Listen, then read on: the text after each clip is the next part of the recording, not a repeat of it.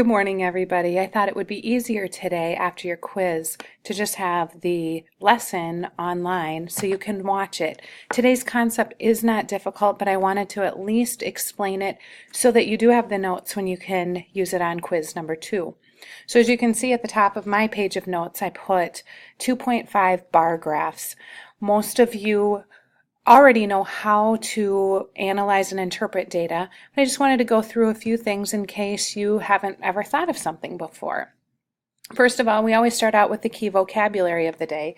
So a bar graph just uses length of bars to compare data or to show data.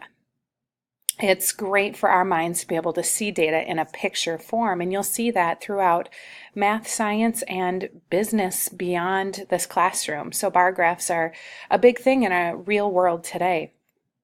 The other thing we are going to talk about as we get further into the explanation is a double bar graph, and that's where we use two sets of bars to compare data.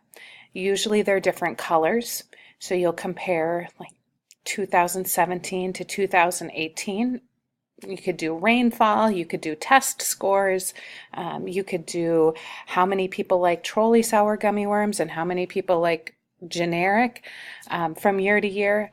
Whatever data you want to compare, you can have two different bars if you would like, if that makes sense. So I will be trying to go back and forth from the examples in the book because I believe their pictures are a little bit better than mine. Yesterday we worked on frequency plots, and we also worked on, get one pulled up. So we worked on frequency tables and we worked on line plots. And line plots work exactly the same as bar graphs. I just wanted to go through the steps. Feel free to pause this video at any time to put down anything in your notes that you think might be helpful on a quiz or test coming up and you want it in your notes. So we are going to take a look at this first example where it says wild animals.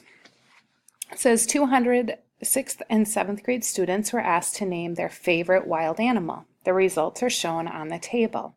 How can you represent this data visually? So the steps to making a bar graph, and a lot of times when you see the numbers you think, okay, what do I do now? I have the data, how do I draw this? Refer back to the steps right here in your book and that'll kind of walk you through it. Again, it's not difficult, it's just where do I begin? So step 1 is decide how far to extend the scale. So the scale is on the left here. If you can see, it goes 0, 10, 20, 30, 40, 50, 60. When you look at how high the numbers go, it doesn't make any sense to go all the way up to 100. You need to stop somewhere beyond 55. And it's not wrong if you go up by 5s, but this person decided, you know what, if I go up by 10s, I'll catch all of this and be able to show the comparison a little bit easier. Otherwise, the bars just simply get taller. Again, nothing wrong with that. It just maybe isn't as pretty in your report that you give to your boss. So next you need to choose the increments of the scale. So we've decided it's going to 60 and we're going up by 10s. So those are the increments. And usually we go up by 2s, 5s, 10s, sometimes 100s. It depends on how big the numbers are, really. And you're going to draw and label the graph. Now this is very important. Put this in your notes with a star. I will put it in mine as well. Label the graph. So you want the scale labeled. You want the title. And you want the bars at bottom. all labeled. And that will be incorrect if you do make a graph, because the purpose of a graph is to transmit information. And if somebody looks at it and doesn't understand what it is they're looking at, that is a problem, because that is the purpose of a graph. So getting back to this, what they've done up here is simply looked at the scale and drawn a picture of what you see up here.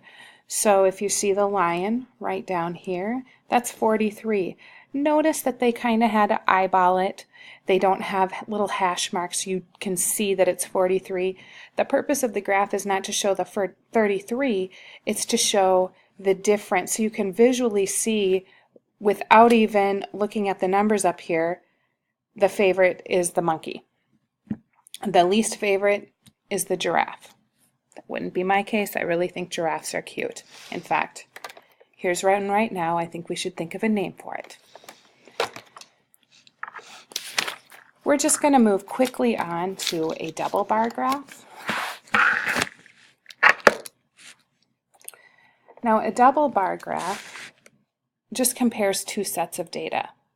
So you have that in your notes, and all that you are going to do is take the data up here and be able to translate it into two sets of data at one time. So we've got the wild animal, but now we're going to compare 6th and 7th grade and what they prefer. We're going to see if the trends are the same or the trends are different. So if you look at the steps for a double bar graph, when we go down here, draw one set of bars using the 6th grade data. Notice they use kind of a yellow color. And then there is room in each category to put another bar.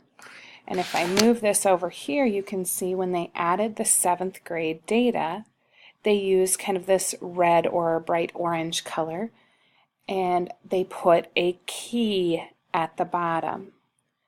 So if you will also put on your label the graph, double bar needs a key.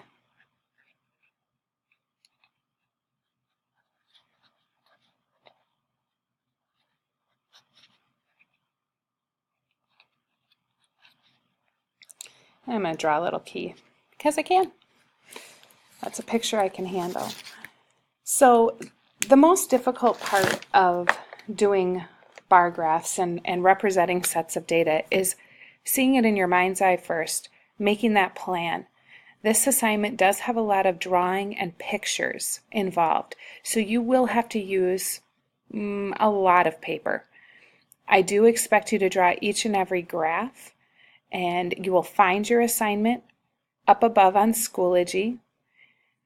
When you are completed, as long as the tests or the quizzes, are in, then you may do some math games, and then we are going to set up our classroom for what's coming up next. So thank you everyone for listening. I hope your quizzes went well and that you've got in your notes what you need to. Feel free on your notes to draw an example of a bar graph and a double bar graph. I have a feeling that everyone in here understands what they are. The hard part is figuring out how to make one. So please come see me if you have any questions. Really think about what increments you want to use and the scale on the side, and I think you're going to do great.